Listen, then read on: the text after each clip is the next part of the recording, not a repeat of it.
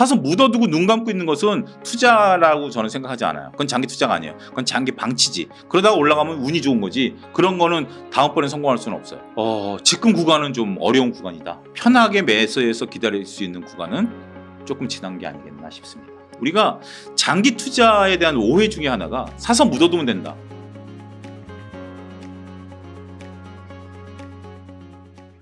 그러면은 이번에는 한번 2차전지 한번 여쭤볼까요? 2차전지 흐름은 또 다소 조정을 받고 있는 듯한데 거기서 또 변동성 위아래로 또 큰 거는 또 있더라고요. 또 오르는 것도 있고 에코프로 같은 경우도 다시 오르는 것 같기도 하고요. 어떻게 보시나요? 2차전지가 에코프로 기준으로 보면 고점에서 60일 이동평균선을 이제 지지를 받고 반등세를 좀 잘 하고 있죠. 요 며칠, 그러니까 지난주 강한 시세 흐름을 한번 16%를 내고 거기서 이제 기간 조정을 받고 있거든요. 그러니까 차트가 솟은 다음에, 그러니까 장대 양봉이 나타나면 이 장대 양봉을 소화하는 과정이 필요해요. 계속해서 장대 양봉 뽑아내는 게 가장 좋지만 그렇지 않다면 가격 조정, 가격이 조금 떨어졌다 다시 올라가든지 기간 조정, 옆으로 횡보하든지 둘 중에 하나인데 제일 좋은 게 기간 조정이죠. 이거는 사자 팔자가 서로 이렇게 맞부딪히고 있는 거기 때문에 이만큼 솟은 사람 10몇 프로 이익이 난 사람이, 그러니까 60일 이동평균에서 잡은 사람은 10몇 프로 수익이 나 있거든요. 근데 주가가 못 올라가면 8, 90%일 거 아닙니까? 단기적으로 트레이딩. 그런데 또 여기 사는 이유 시점이 있는 거죠. 거래량 줄고. 이건 추가 상승할 가능성이 높은 차트예요. 단기적으로는. 그런데 포지션이 참 애매한 게 고점과 60일 이동평균선 지금 박스 내에서 움직이거든요. 니콜라스 다비스가 얘기할 때는 요 안에서는 판단 내리기가 어려워요. 여기서 이제 왜냐면 조금만 올라가면 바로 위에 이제 이걸 뚫어주느냐 보고, 왜냐면 여기 물리신 분들은 이제 매도하려는 게 여기서 떨어지면 또 여기 지지 여부가 있고 그렇기 때문에 쉽지 않은 구간인데 에코프로 기준으로 봤을 때는 지금 모습은 단기적으로는 굉장히 좀 강한 리바운드를 하고 있는 거예요. 이건 이제 리바운드죠. 리바운드인데 여기서 방향성 모색을 어떻게 나타날 것인가 하는 거죠. 지금 2차전지와 관련된 다양한 재료들이 나오고 있습니다만 시장의 반응은 좀 뜨뜨미지근하죠.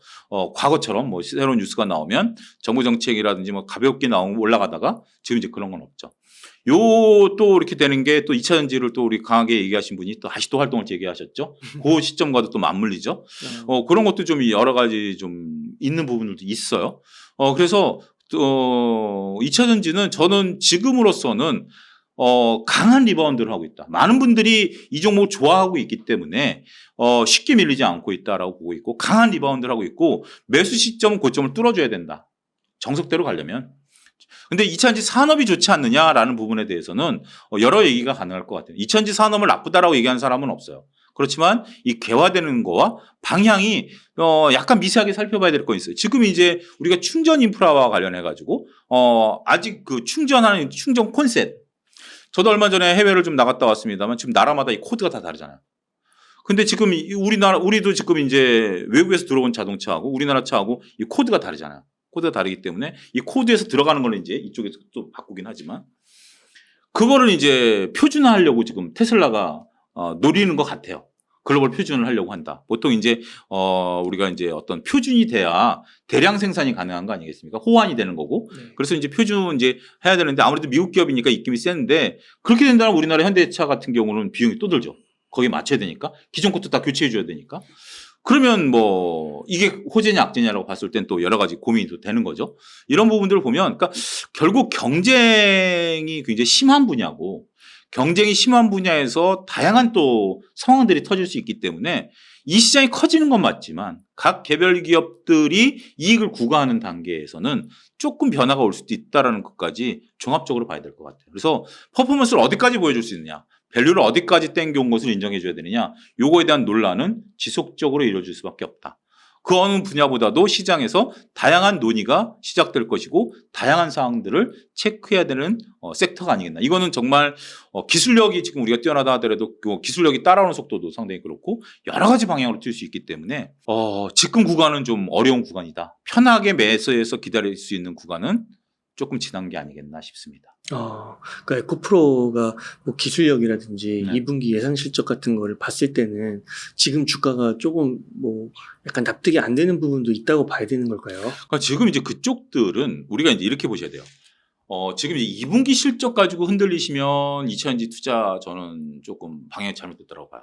지금 2차전지는 2분기, 3분기를 그러니까 를 확인하는 것보다 지금 5년, 10년 뒤를 보고 투자하신 거잖아요. 5년, 10년 뒤를 보는데 5년, 10년 뒤로 보는데 여기가 지금 자갈밭일 수도 있고 고속도로일 수도 있어요. 그건 상황에 따라 달라요. 그걸 견뎌낼 수 있어야 되는 건데 그 10년 뒤는 5년, 10년 뒤는 먼 미래이기 때문에 자꾸 변하는 거죠. 자꾸 변하는 거고 이런 것들이 모아가서 5년, 10년이 되는 거기 때문에 그래서 투자가 어려운 거예요. 우리가 장기 투자에 대한 오해 중에 하나가 사서 묻어두면 된다. 그런 장기 투자가 되면 모두가 해피하겠죠.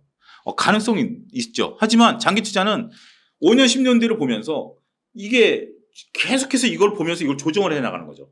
자, 여러분들 5년, 10년 투자하려면 5년, 10년 동안 여러분들이 투자하는 기업에 대해서 매 분기 실적 체크해야 되고요. 매 분기 전망 체크해야 되고요. 다른 경쟁 업체들 체크해야 되고요. 할 게 많습니다. 그냥 사서 묻어두고 눈 감고 있는 것은 투자라고 저는 생각하지 않아요. 그건 장기 투자가 아니에요. 그건 장기 방치지. 그러다가 올라가면 운이 좋은 거지. 그런 거는 다음번에 성공할 수는 없어요. 정말 투자를 한다라면 계속해서 추적 관찰해야 되는 분야고 특히 이차전지 같은 경우는 저는 이렇게 봤으면 좋겠어요. 항상 새롭게. 그러니까 우리가 이제 뭐든지 볼 때는 반은 먹고 들어간다는 표현이 있잖아요. 예를 들어서 웅달님이 뭘 한다. 웅달님 얘기니까 무조건 맞는 얘기야. 소위 반은 먹고 들어가는 거죠. 근데 전 주식 투자는 그래서는 안 된다라고 봐요. 끊임없는 의심. 웅달님이 뭘 잘못 보고 있는 거 아니야? 이걸 놓치시고 있는 거 아니야? 그럼에도 불구하고 웅달님이 얘기하는 논리에 허점이 없다라고 하면 그게 맞는 거예요. 그렇지만 자꾸 그러다 보면 완벽한 사람은 없거든요. 그러면서 또 생각이 여러 가지를 보게 돼요. 이차전지에 대해서 또 비판적으로 보는 리포트도 읽어보세요. 읽어보시고 그게 그 사람 말대로 이루어지는 게 아니라 얘는 왜 비판적으로 보는 거지? 왜 이게 주가가 못 올라간다고 보는 거지? 그 논리를 보고 한번 고민해 보세요. 내 생각이 맞나? 그 생각이 맞나? 이런 작업들을 하다 보면 내 논리가 더욱더 공고해지는 거지. 그렇지 않고 딱 귀 막고 무조건 가니까 이쪽 뭐 내려간다는 얘기 난 볼 필요 없어. 이래서는 여러분들 균형 감각을 잃으시게 돼요. 그런 부분들. 그게 전 대표적인 카카오 아니겠습니까? 카카오 무조건 된다라고 할 때 카카오 같은 경우 계속해서 분사했잖아요. 그리고 지금 카카오의 가장 큰 이거 보고 계신 분들 갖고 계신 분들 많으시겠지만 안타까운 게 비전이 없는 거잖아요. 저는 제일 안타까운 게 이거예요. 카카오 과연 우리가 지금 많은 분들이 반론을 해요. 카톡 쓰고 카뱅 쓰고 있지 않느냐. 저도 써요. 그런데 주가 퍼포먼스가 저거잖아요. 그러면 내가 더 이상 카톡을 쓰고 카뱅을 한다고 주가가 올라가는 건 아니라는 결론에 도달해야 되는 거 아니겠습니까? 저는 분명 카카오는 이 퍼포먼스를 보여줄 거라고 봐요. 언젠가는 정말 그들도 막대한 정말 좋은 인력을 가지고 뭔가 지금 찾고 있다라고 봐요. 우리가 하이브가 끝났다라고 생각했죠. BTS가 군대 가면서. 하지만 새로운 길을 활력을 찾아냈지 않습니까? 찾아낼 거예요. 언제가 될지 모르겠지만. 그렇지만 그때까지는 투자자 입장에서는 고통스럽죠. 뭐 2020년에 무조건 된다라고 그랬잖아요. 카카오가. 무조건 100만 원 간다. 근데 지금 아니잖아요. 그런 것처럼 균형 감각을 갖는 것도 필요하다. 예를 들어서 말씀드리겠습니다. 그러면 2차전지에 좀 탑승하지 못한 분들은 좀 언제 들어가면 좋을까요? 좀 시간을 좀 보셔야 될 것 같아요. 지금 이제 여러분들이 2차전지를 안 사셨다라면 2차전지에 대한 이해가 부족했다기보다는 2차전지에 대한 어떤 좀 두려움들이 좀 있으신 것 같아요. 주가 퍼포먼스에 대한 부분들. 그래서 2차전지에 대한 부분들은 조금 시간을 좀 두고 서두를 필요는 없다라고 봐요. 그리고 주식이라는 게 그래요. 저는 옆에 있는 사람이 100% 먹을 때 내가 10% 먹는다 그래서 결코 저는 그게 적은 게 아니라고 봅니다. 100% 다 먹으면 좋죠. 100% 다 먹으면 좋지만 내가 능력이 10%밖에 안 된다라고 하면 10% 한 두세 번 먹으면 되잖아요. 그러면 한쪽에서 100% 먹을 때 나는 한 20, 30%, 30, 40% 먹으면 그걸로 만족하면 되는 거지. 다 똑같이 돈을 벌어야 된다라고 보여지는 않아요. 그래서 2차전지는 지금 현재 변동성이 일단 시작됐다라는 거, 그리고 방향성을 잡으면 그때 가서 편승하셔도 되지 않나 싶습니다. 그러니까 지금은 박스권에서 왔다 갔다 하는 거라서 방향성을 아직 잡기는 어려운 그렇죠. 거군요. 그리고 앞서 언급드렸던 것처럼 저는 이렇게 되는 주식들은 차트를 봐야 된다라고 보는 건데 차트가 지금 방향성을 얘기해주고 있지는 않거든요. 단기적으로 트레이딩 하시는 분들 입장에서 보면 할만해요. 그렇지만 긴 호흡으로 보게 된다, 매수점을 잡는다라고 보면 조금 아직은 좀 아쉽죠. 네, 좀 높은 위치에 있는 거예요. 네, 좀 그러니까 높은 위치라기보다는 좀 애매한 위치다라는 거죠. 이게 높은 위치여도 만약에 이게 퍼포먼스가 좋으면 주가가 올라갈 수 있는데 지금 에코프로 기준으로 보면 제가 보는 어떤 차트에 대한 뭐 박스권 매매라든지 아니면 뭐 윌리엄 오닐이라든지 아니면 여러 가지를 이제 보더라도 쉽진 않아요. 근데 지금 요 일봉만 놓고 본다라면 단기적으로 한번 솟을 수 있어요. 그래서 뭐 한 10% 정도 뛰기는 가능할 수 있긴 하겠습니다만 그 이상 퍼포먼스로 보이기에는 조금 더 상황을 좀 체크해야 되지 않을까 싶습니다. 네. 그러면 소장님께서는 좀 좋게 보시는 뭐 저평가된 섹터나 그런 뭐 주식이나 이런 게 좀 있을까요? 저평가됐다라고 보기보다는 그러니까 이제 우리가 이런 거죠. 제가 2022년부터 항상 고민해 왔던 게 경기가 불안정한 거가 처음에 말씀드린 뒤통수에 남아 있단 말이에요. 이걸 뚫고 갈 수 있는 게 뭐냐? 이걸 뚫고 갈 수 있는 게 뭐냐? 그래서 제가 MTN에서 그리고 그때 당시 매일경제에 출연할 때도 2021년, 2022년 2차전지를 그렇게 말씀을 드렸어요. 2차전지 무조건 된다. 제가 개별 종목에 대해서 얘기보다는 2차전지 무조건 된다. 왜냐하면 사물 인터넷 하면 2차전지가 들어가야 되잖아요. 뭐든지 2차전지 해야 된다. 2차전지. 그래서 이제 그때 당시만 해도 LG화학. 그때 분사되고 나서는 이제 그거 말고 다른 걸 얘기하다가 그 다음에 이제 2022년 소재를 말씀드렸죠. 셀은 경쟁이 심화되지만 뒤에서 웃고 있는 건 소재다. 제가 2022년 상반기부터 소재만 계속 외쳤어요. 종목을 특정하지는 않았지만 소재가 웃는다. 그때 당시에 제가 또 한 논리는 셀은 내재화될 가능성이 크다. 언젠간 내재화할 거다. 그 때문에 소재가 웃을 것이다. 2023년 들어서 제가 이제 몇 번 뭐 연합인포넥스나 얘기했던 것은 장비주들. 우리가 이제 경기 둔화돼도 IRA법에 따라서 반도체 장비, 통신 장비, 2차전지 장비 무조건 이쪽을 보자라고 얘기했어요. 어떤 그런 개념이죠. 지금 과연 시점에서 뭐가 이걸 뚫고 갈 수 있을까요? 물론 이제 어떤 뭐 업종, 뭐 이런 개별 종목에 따라 다 얘기가 다르지만 일단 되는 것은 엔터는 된다. 엔터는 되지만 퍼포먼스 보일 때는 사지 말고 주가가 좀 떨어지면 사자. 올해 가장 잘 될 건 엔터. 조선업종이 흑자를 나기 시작하면 무섭다. 이거는 뭐 재무제표를 보게 되면 고정비를 커버하고 나면 이익이 무섭다. 그 다음에 볼 수 있는 건 또 뭐냐. 전장에 대한 좀 생각들 이런 것도 좀 볼 필요가 있고 충전에 대한 인프라 이거 굉장히 우리나라 지금 부족하거든요. 이런 쪽도 좀 볼 필요가 있고 그런 아이디어를 좀 여러분들이 같이 고민하시고 개발하시면 될 것 같아요. 작년만 하더라도 이제 우주항공 방산 또 이런 것들을 봤는데 지금은 방산 우주항공이 새로운 뉴스가 아니기 때문에 그리고 이제 이거는 그냥 깔고 가는 개념 정도이기 때문에 그리고 주가가 높은 수준에 있잖아요. 그래서 이거는 좀 새로운 거가 되기는 어려울 것 같다. 그리고 이제 지금 색조 화장 지금 많이 뜨는데 이거는 퍼포먼스를 더 보일 수도 있겠다. 지금 최근에 색조 화장 같은 경우 올라가서 횡보하고 있는데 글로벌리 굉장히 많이 잘 팔리고 있거든요. 더군다나 지금 서구권이 먼저 리오프닝을 했고 여기서 이제 우리 K컬처에 대한 어떤 기대감 이런 쪽들은 좀 크다. 중국 쪽은 좀 기대를 많이 접자. 중국 관련해서 중화학이라든지 철강 뭐 이런 쪽들은 좀 많이 접자. 중국은 지금 현재 정치적인 이슈까지 불거졌기 때문에 이게 어떻게 극적인 합의가 나타날 가능성이 있지만 일단 중국 관련해 가지고 우리가 수혜를 볼 가능성에 대해서는 조금 접자. 저는 좀 그렇게 시장을 좀 판단하고 있습니다. 엔터, 조선, 전장, 충전, 화장. 네. 이 정도. 혹시 뭐 탑픽 같은 거 몇 개만 추천이 아니라 네. 공부 차원에서 소개 좀 네. 해줄 수 있을까요? 우리가 이제 화장품 같은 경우 CNC 엔터, CNC 인터내셔널, CNC 인터내셔널 같은 경우 색조 ODM이거든요. 네. 색조 ODM. 우리가 OEM과 ODM의 차이점을 여러분들이 아셔야 되는데 OEM 같은 경우는 예를 들어서 제가 이제 물건을 만드는 입장이에요. 그러면 웅달님이 사장님 이 볼펜 하나 만들어 주세요. 그럼 이게 OEM이에요. 단순하게 찍어내는 거죠. 근데 물건을 만드는 제가 이 볼펜을 개발해가지고 내가 브랜드가 없으니까 이거 웅달 책방 이름으로 팔면 안 될까요? 하는 게 이게 ODM이에요. 이거를 기획해서 만드는 것까지 다 제가 하고 웅달님이 워낙 이름이 있으니까 여기다 이름만 네임밸류만 붙이는 게 OEM이거든요. 그러니까 기술력이 있는 거죠. 한국 콜마나 코스맥스 같은 경우 중국 로컬 제품, 미국 제품 많이 만들어요. 근데 이거는 색조가 지금 굉장히 뜨는 건데 제가 최근에 이제 홍콩을 갔다 왔는데 홍콩을 제가 한 2년마다 한 번씩 가는 것 같아요.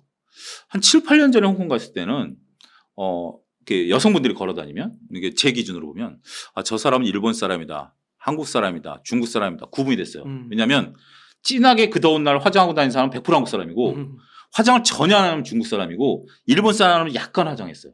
제가 이달 초에 홍콩 갔을 때는 구분이 안 돼요. 화장하는 것도 우리 한국 여성분들 화장 정말 잘하지 않습니까? 정말 이렇게 좀 화장을 잘못하면 좀 촌스럽게 화장하는데 굉장히 화장을 능숙하게 하는 게 그렇기 때문에 구분이 안 돼요. 말하는 걸 들어야 저 사람이 중국 사람이구나 한국 사람인 걸 알아요. 그럴 정도로 이 화장에 대한 선호도가 급속도로 늘었습니다. 근데 그런 것들이 화장은 우리가 이제 색조와 기초로 나누는데 여성분들은 뭐 당연한 거 아닌데 남성분들은 의외로 몰라요. 로션 바르는 거는 기초고요. 여기다 립스틱 바르는 건 이제 색조라고 보시면 돼요. 네. 기초는 누구든지 하죠. 근데 색조를 이제 특히 남성분들도 많이 하고 하기 때문에 이 색조에 대한 ODM 저는 굉장히 크다라고 봐요. 그래서 이쪽을 좀 보고 있고 그 다음에 엔터는 JYP 엔터가 꺾이지 않는 한 오히려 YG 엔터나 하이브 같은 거 보시면 트레이딩 관점 충분히 가능하다. JYP가 꺾이면 엔터도 장관 쉬어갈 수 있어요. JYP가 대장인 거예요? 대장이죠. JYP가 대장이죠. 제가 MTN에서 줄곧 JYP만 올 초부터 JYP만 보시고 말씀드렸어요. 그때 당시에 여러 가지 이제 막 여러 가지 있었는데 그렇게 본 이유는 단 하나예요. 그때가 이제 SM의 경영권 분쟁 전인데 대주주들이 조금 문제들이 있었죠. 근데 JYP만 유독 대주주 문제가 없었죠. 그리고 올해 같은 경우 JYP가 이제 재계약권이라든지 뭐 이런 것들이 노이즈가 없어요. 그래서 이제 JYP를 받고 그래서 JYP가 대장을 본 거예요. 혹자는 그런 얘기도 해요. JYP에 대해서 다른 데는 이제 뭐 소속 가수들이 뭐 빠진다 뭐 한다 막 이런 노이즈가 있잖아요. JYP는 다른 소속가들이 빠지면 박진영 씨가 나와서 노래 한 곡 부르고 들어가면 땜빵이 된다. 뭐 그런 농담이 있을 정도로 그게 이제 움직이는 한 굉장히 다른 거 따라갈 수 있고 조선업종 같은 경우는 삼성중공업이 지금 현재 빅백스를 하고 나서 퍼포먼스가 지금 좋아. 그러니까 이제 이익 퍼포먼스가 좋을 것 같아요. 주가 탄력성은 HD 현대라든지 뭐 미포즈 좋긴 합니다만 삼성중공업이 빅백스를 했기 때문에 재무적으로는 저는 좋다. 이렇게 좀 볼 수 있겠고 여러 가지 좀 이렇게 같이 보시면 좋지 않을까 싶습니다. 혹시 전장은 뭐? 전장은 저는 LG전자 그냥 꾸준히 봐요. LG전자가 이제 전장에 대한 어떤 퍼포먼스. 그러니까 작년만 하더라도 제가 이제 LG전자 말씀을 드렸을 때 증권가에서 리포트가 나올 때는 백색가전에 대한 리포트가 나왔어요. 계속 백색가전이 안 좋다 주가 떨어졌는데 올해는 백색가전에 대한 얘기보다는 전장에 대한 비중이 많이 커졌죠. 그러니까 똑같은 것 같아요. 왼쪽 병을 보다가 이제 오른쪽을 본 거예요. 똑같은 모습인데. 근데 저는 미리 오른쪽을 봤었던 거죠. 어찌됐든 주가가 지금 외국인들이 꾸준히 사면서 주가가 올라가고 있는 상황, 퍼포먼스를 보이고 있는 상황, 아직 분출이 안 되고 있는 상황. 어떻게 보면 답답하죠. 12만 원대 지금 올해 내내 지금 있으니까. 근데 그동안에 외국인들이 꾸준히 사고 있다라는 거. 그들이 보유 비중이 30%까지 올라왔는데 가까이 왜 꾸준히 살까요? 그런 것들도 한번 여러분들이 고민해 보시고 거기에 대한 이익 퍼포먼스가 지금 뭐 수주잔고라든지 엄청나게 지금 있는 상태이기 때문에 그런 것도 같이 보시게 되면 저는 그게 언젠가 큰 퍼포먼스를 보일 가능성이 있지 않겠는가 말씀드릴 수 있겠습니다. 끝으로 충전도 이제 LG 헬로비전이라든지 뭐 이런 건데 우리나라 지금 아직 충전은 개화 단계는 아닌 것 같아요. 왜냐하면 충전이라는 게 우리가 한전법 때문에 우리는 충전을 꼭 한국전력이 해야 돼요. 그래서 지금 보조금을 받아서 설치한 것들이 관리가 안 돼요. 그래서 이런 부분들에 대해서는 충전 인프라 더군다나 우리는 이제 주유소를 석유회사들이 장악하고 있잖아요. 석유회사들이 충전소를 내줄까요? 많은 분들이 오해가 뭐냐면 아니 뭐 주유소 옆에다가 충전기 하나 놔주면 되는 거 아니야? 아니 그거 놔주면 기름이 안 팔리는데? 그러게요. 쉽지는 않아요. 그래서 동사무소 같은 데다 만드는 거예요. 그 이유가 주유소에다 못 가는 이유가 물론 이제 스파크가 일어나면 그것도 불이 붙을 가능성도 있고 여러 가지 핑계를 대는 거죠. 핑계를 대는 건데 충전 관련해서 우리나라는 아직까지 확실하게 지금 나오는 건 없어요. 근데 뭐 LG 쪽은 충전기도 지금 하고 있고 하는 거기 때문에 그런 부분에 대해서는 지금 이제 충전 관련 뉴스도 많이 올라가고 있습니다만 긴 호흡으로 접근하시면 좋지 않을까 싶습니다. 지금 시장은 참 공격적으로 투자하기도 뭐하지만 그래서 저는 이 얘기를 마지막으로 좀 드리고 싶어요. 하워드 막스가 한 얘기를 좀 말씀드리고 싶어요. 하워드 막스라는 분이 이제 우리나라 오셔가지고 모 유튜버에서 이제 얘기하신 내용인데 그거 참 인상 깊었던 게 뭐냐면 주식 시장은 변동성을 보인다라는 거예요. 물론 이제 투자의 관점에 따라 다르죠. 뭐 장기 투자냐, 가치 투자냐, 뭐 농사를 짓는 거냐, 뭐 이런. 근데 이런 변동성을 보일 때 이 변동성을 알면 수익을 낼 수 있다라는 게 하워드 막스의 그 한 대목이었거든요. 어느 정도 저는 그래요. 제 기준으로 보면 저는 주식을 살 때 한 2년, 3년을 바라보고 삽니다. 2년, 3년을 바라보고 사는데 그 정도 여유 있는 자금, 그 정도 여유 있는 안목을 보고 주식을 사요. 근데 그 주식이 때로는 굉장히 빠른 퍼포먼스를 보일 때가 있어요. 빠른 퍼포먼스가 보일 때는 팔아요. 어느 정도 수익이 한 30, 40%, 20, 30% 수익이 났다 싶으면 그리고 급하게 올라온다 싶으면 저는 팔아서 수익을 챙겨요. 그리고 굿이 떨어지면 다시 사든지 아니면 다른 주식을 사요. 우리가 개인 투자자분들이 어려움 중에 하나가 뭐냐면 내가 보고 있는 종목 개수가 몇 개 안 된다라는 거예요. 그죠? 많은 종목을 내가 2,000여 개를 보고 있다라고 생각을 하지만 실질적으로 그중에 내가 알고 있는 종목은 몇 개 안 돼요. 정말 그 종목에 대해서 얘기하라라고 하면 정말 5분 이상 내가 얘기할 수 있는 종목은 아주 적어요. 손가락에 꼽힐 정도죠. 그러다 보니까 뭔가 하나 잡으면 소위 거기서 쇼부를 치려고 그래요. 이게 딱 내가 이 종목을 보고 있었는데 올라가. 그래, 내 이 종목에서 죽든 살든 뭐 대박을 내보자. 근데 그렇게 하기보다는 좀 종목 풀들을 많이 좀 넓히세요. 저는 이런 것도 한번 권해드리고 싶어요. 뭐 저도 이제 종목 몇 개를 얘기했고 간단하게 언급한 정도예요. 근데 이 중에서 여러분들이 궁금한 게 있으면 그 종목을 저는 한 달에 한두 개씩만 뭐 운갈책방에서 계속 다른 분들이 좋은 종목을 얘기하시니까 그 중에서 여러분들이 뭔가 땡기는 종목들이 있거든요. 사람이라는 게. 그 종목을 파보세요. 한 달에 한두 종목씩만 내가 판다. 그래서 내가 1년이 지나면 최소한 한 15개 정도는 내가 내 종목을 만들겠다. 파다 보면 내가 이해가 안 되는 거 있고, 내가 파다 보니까 마음에 안 드는 거 다 버려도 최소한 1년에 10개는 남을 거 아닙니까? 자, 주식 투자 1, 2년 하고 끝내실 거 아니면 그렇게 2, 3년만 하시면 2, 30개가 나한테 생기죠. 그것만 평생 하셔도 돼요. 그렇지만 그 과정 없이 뭐가 올라요? 지금 뭐 급등한 이거 따라 사도 돼요? 이거 올라요? 그러면 여러분들 평생 그거 못 벗어나십니까? 평생 이 종목 사야 돼요? 따라 사야 돼요? 지금 반도체 올라가는데 따라 사야 돼요? 그러다 좀 지나면 2차전지 따라 사야 돼요? 그거보다는 한 달에 한두 종목씩만 지금부터라도 공부하세요. 공부 방법이요? 나 재무제표 모른다? 차트 모른다? 다 핑계입니다. 모르셔도 돼요. 그냥 그 종목에 대한 퍼포먼스라든지 그 종목에 대한 내용이라든지 막 하다 보면 더 하다 보면 내가 차트가 부족하면 차트 공부하게 되고요. 재무제표 모르면 재무제표 공부하게 돼요. 지금 재무제표와 차트를 공부하고 이걸 하겠다라고 하니까 어려운 거지. 자, 우리가 영어 공부할 때 문법부터 공부해서 영어를 하는 거하고 여러분들이 정말 지금 당장 무역을 해야 돼.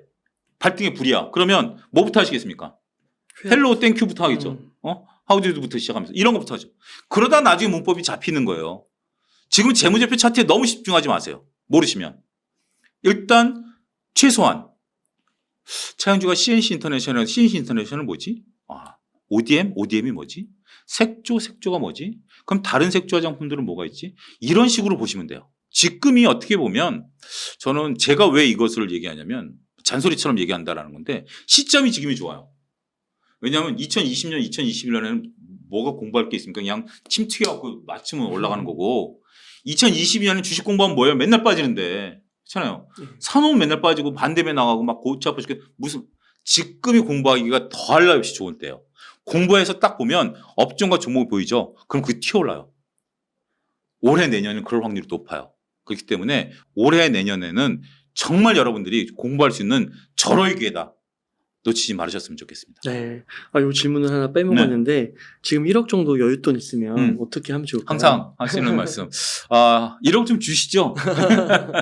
5천만 원은 현금으로 좀 말씀드리고 그 다음에 이제 그 나머지는 여러분들이 보유하고 있는 것들을 하시고 1,000만 원 정도는 대형주를 트레이딩 하세요. 저는 계속 대형주를 1,000에서 한 2,000 정도를 해운주 올라가면 해운주 한번 좀 하시고 요건 이제 끊어치는 거죠. 한 10% 정도 내외로 해가지고 건설주 올라갈 때 끊어치고 이게 붙으면 바닥에서 붙기 때문에 그때는 펀드멘탈보다는 수급으로 붙거든요. 그러고 나서 펀드멘탈이 부딪혀 떨어집니다. 그런 것들을 매매하시면서 그렇게 하시면 될 것 같아요. 그리고 이제 5천만 원 같은 경우는 갑자기 뭔가 이렇게 대세적으로 나오는 것들이 보이면 그때 가서 그걸 확 들어간다. 한 2천만 원은 항상 놔두시고 3천만 원 갖고 그렇게 포트폴리오 구성하시면 되지 않을까 싶습니다. 그러니까 이게 우리나라 장세는 좀 박스권이 있고 이렇게 지속적으로 우상향 뭐 아주 롱텀으로 보면 하기도 하지만 변동성이 크기 때문에 여러분들 오해가 뭐냐면 주식시장이 지속적으로 우상향한 나라가 글로벌리 몇 개나 될까요?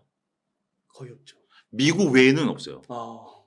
오해가 뭐냐면 지금 이제 미국 시장을 그래서 이제 저도 이제 증권사 다닐 때 이거를 80년대 보험회사 직원들이랑 같이 이제 만들어낸 논리인데 80년대요? 그러니까 80년대에 그러니까 미국도 80년대 이전에 이렇게 거기도 박스 피었어요. 그러다가 80년대 초반에 레이건 대통령이 미국 대통령이면서 레이거노믹스가 들어오면서 401k 연금 투자를 그때부터 미국이 들어간 거예요. 그전에도 연금은 주식을 안 샀었어요. 미국 연금은. 그렇지만 401k가 들어오면서 박스 피가 되면서 만까지 간 거고 그렇게 올라간 거거든요. 그 계기가 들어오면서 우리도 이제 국민연금 이제 살 때 이제 제가 이제 대리 때 그 논리를 이제 해가지고 이제 많이 하고 했었는데 자 일본 잃어버린 30년이죠. 영국, 독일 차트 보면 물론 종목에 따라서는 우세한 종목들이 있어요. 지수만 놓고 보면 지금 우리도 아직 여전히 박스피대로 다시 와 있는 상태죠. 그렇기 때문에 미국은 계속 올랐어요. 왜냐하면 미국은 새로운 것들이 계속 전 세계에서 들어오면서 이게 계속 돌아가면서 올라간 거예요. 그렇기 때문에 미국처럼 놔두면 올라간다? 지수 사놓아라? 우리가 뭐 이렇게 하는 거지. 지금 지수 인덱스 사놓으신 분들 보면 존버글에 따라서 답답하실 거예요. 퍼포먼스가 안 보이니까 계속 지금 뭐 인덱스 사고 있는데 이런 거죠. 그렇기 때문에 우리나라한테 맞는 투자 방식이 필요해요. 그게 바로 하워드 막스가 얘기한 방식이에요. 어느 정도 올라가면. 전 그래요. 제가 그래서 발견하는 방식, 제가 이제 저한테 맞는 방식은 2, 3년 여유를 보고 들어가자. 단기간에 쇼를 치려고 하지 말자. 극단적으로 2, 3년 들고 간다라고 생각하자. 하지만 그런 종목이지만 퍼포먼스를 보이면 팔고 나오자. 네. 그게 제가 돈을 버는 방법이더라고요. 그렇게 말씀드리겠습니다. 네, 알겠습니다. 소장님 오늘 인터뷰는 이 정도에서 정리하도록 하겠습니다. 이렇게 해서 차용주 TV와 YG경제연구소의 차용주 소장님을 모시고 이야기를 나눠봤습니다. 이 시간 동안 유카이 사이트 많이 나눠주셔서 감사의 말씀드립니다. 오늘 고생 많으셨습니다. 감사합니다.